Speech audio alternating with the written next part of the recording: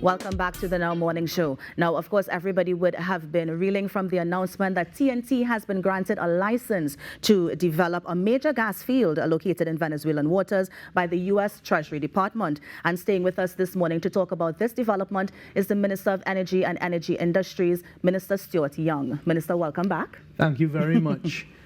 This is a massive and significant development for Trinidad and Tobago. The perseverance that we've shown in just staying focused on a task despite what was being said. So just to quickly put it into context, the Dragon field is approximately 5 to 10 trillion cubic feet of gas.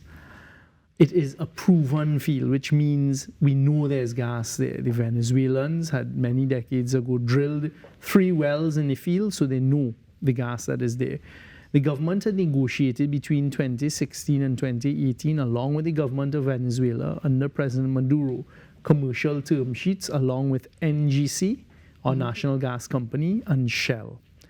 Sanctions, unfortunately, came in from the United States in 2019 against Venezuela. The government did a number of things. First of all, the government stood on principle and applied the UN Charter, meaning our position from day one, and history will show, Prime Minister Rowley took the position and the government took the position, non-interference, non-intervention with Venezuela. The Venezuelan people have their right to elect their own government and also to decide their own fate. What we must do if you're having internal problems is provide platforms and encourage them to speak. So whilst others were screaming about, no, there's another president, we always held firm. And in fact, Prime Minister Rowley, Prime Minister Motley, and other CARICOM leaders went to the UN, went to Uruguay, and encouraged talks between the Venezuelan Maduro government and the opposition. We have maintained that throughout.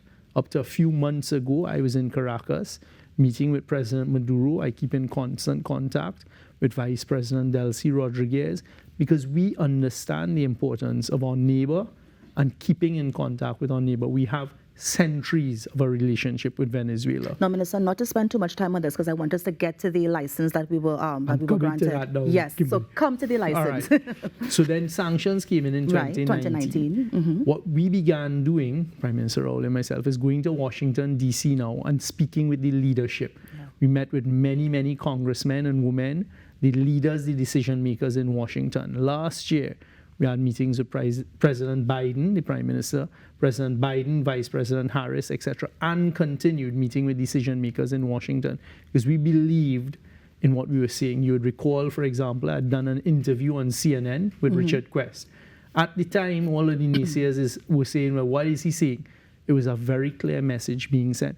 The government knows what it's doing. So the message is we have existing capacity at our plants, our infrastructure to produce ammonia and LNG, which are 2 products needed in the world. There's gas in Venezuela. You have crisis in Europe and in the region for need for these commodities. If we get access to the gas in Venezuela, we can produce these products here in Trinidad and Tobago. So since we've been granted the license to get the gas from Venezuela, how much are we expected to extract? We have to get into the engineering. Shell has been working on the engineering, where we had negotiated a contract for about 350 million scuffs a day, which is huge and significant, but it is going to be the start. Right. And once that gas flows, the world is the limits. Yeah. So what we've achieved yesterday is to get this license from OFAC, which is the U.S. Treasury, that permits us to go ahead and negotiate with the government of Venezuela and PDVSA for the development of this field.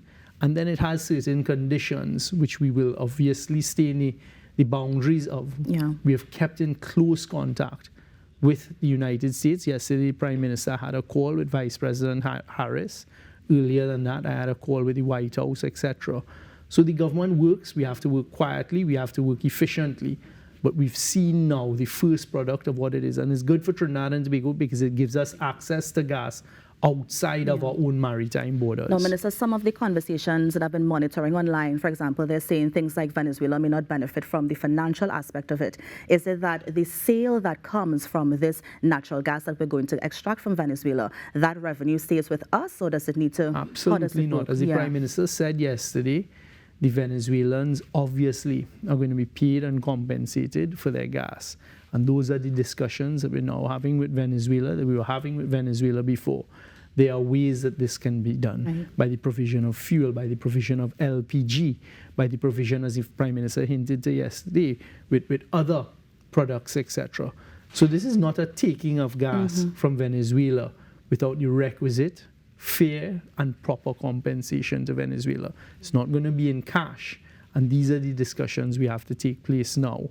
But we expect it to go well because it's going to benefit both Venezuela and Trinidad and Tobago, and then the wider region, the CARICOM region, and even potentially Europe and other places. What I've also been monitoring is that some experts who monitor the energy industry, they're also saying that it might take years for that gas to start to flow to TNT and then for us to start to export to get that revenue. Is there a time frame on when we can see that happening? You would have heard the Prime Minister yesterday very carefully avoid the time frame question. We have been working on this thing for a long time. So I'm hoping it will come a lot quicker than those continued naysayers. Nobody thought we would reach this stage. Nobody thought we would ever get past the sanction regime.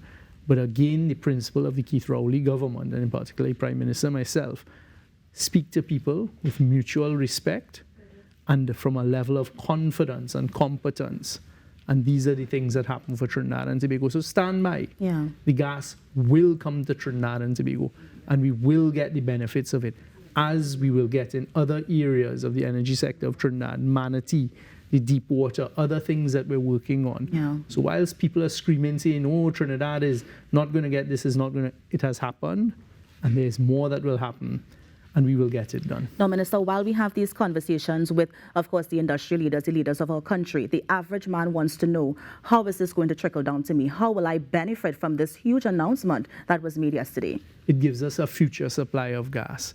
So you've heard us speaking about our reserves are going downwards because we've been exploiting oil for over 100 years. We've been utilizing our gas for decades.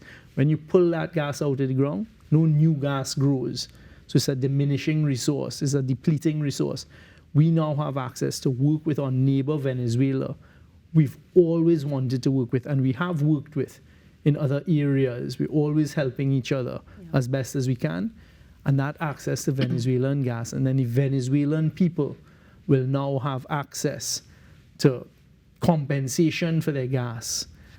And that is where it's going to work. And for the people in Trinidad and Tobago, this helps us to make sure that you continue to have free healthcare, to have an education, etc., because all of that needs to be paid for. It keeps Trinidad and Tobago as one of the global leaders in a natural gas industry. No, Minister, we're almost out of time, and I may need to have you in again, but I have to ask this question. You yourself just mentioned that these resources are depleting. They don't come back out again.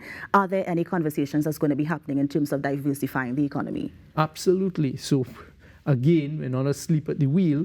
There are initiatives, so it's beyond conversations right now at how do we diversify our economy. And I'm looking forward to us being able to announce a maritime economy. Deep water dry docking facilities in La Brea. We're now about to ramp up Carry Dock, and we're looking at other areas, the bunkering that the Prime Minister has spoken about. You all will hear some announcements because maritime has the potential to earn us huge amounts of foreign exchange because of where we're located geographically. And we're going to pause right there, Minister. Thank you so much for coming in and joining us. Of course, you're on the Now Morning Show. We have so much more coming up, so stay with us.